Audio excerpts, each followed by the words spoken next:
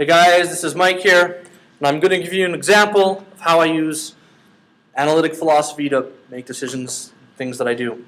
At my school, the U of R, the University of Regina, is put forth a referendum for us asking us whether we want to continue membership in the CFS.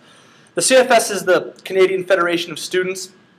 It's 80 or maybe even more than 80 schools from across Canada, including, for now, the U of R. They're an education advocacy organization. Now, the question is, should we leave? And I think we should leave. I'm going to vote no to staying in, and here's why. In Canada, we have broadly two groups that govern. I mean, we have town governments and city halls and things, but the major work is done at two levels. The first is the federal level, and the second is the provincial level.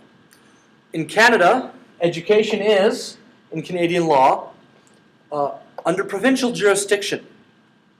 So, any funding that the university gets is going to come from the provinces. Now in Saskatchewan, where I'm from, we've got two parties, the New Democratic Party and the Saskatchewan Party.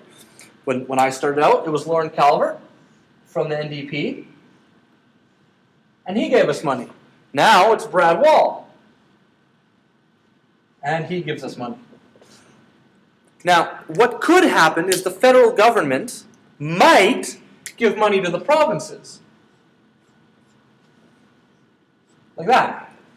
But it's up to the provinces to decide how that money is used.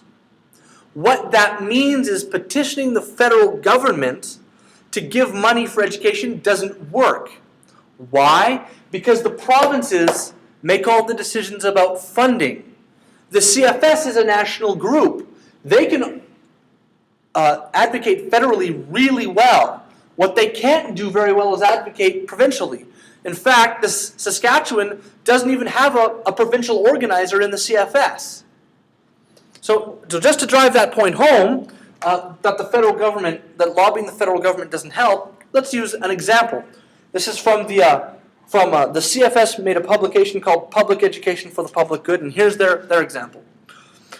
There have been numerous examples of provinces receiving federal funds, then reducing the funding for post-secondary education. For example, in 2008, the government of British Columbia cut funding to universities by $50 million. In the same year, it received $110 million in new funding from the federal government.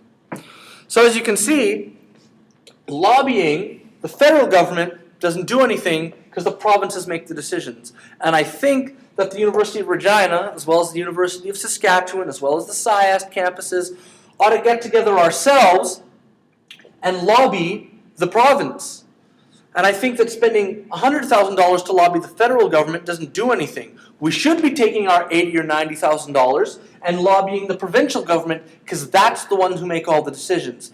And so I'm going to vote no. I'm going to say no, let's not keep in the CFS. Let's leave the CFS, join in with the University of Saskatchewan and SciAst and all those groups, and let's lobby the provincial government because they're the ones who make all the decisions. So yeah, that's my thought. Thanks guys.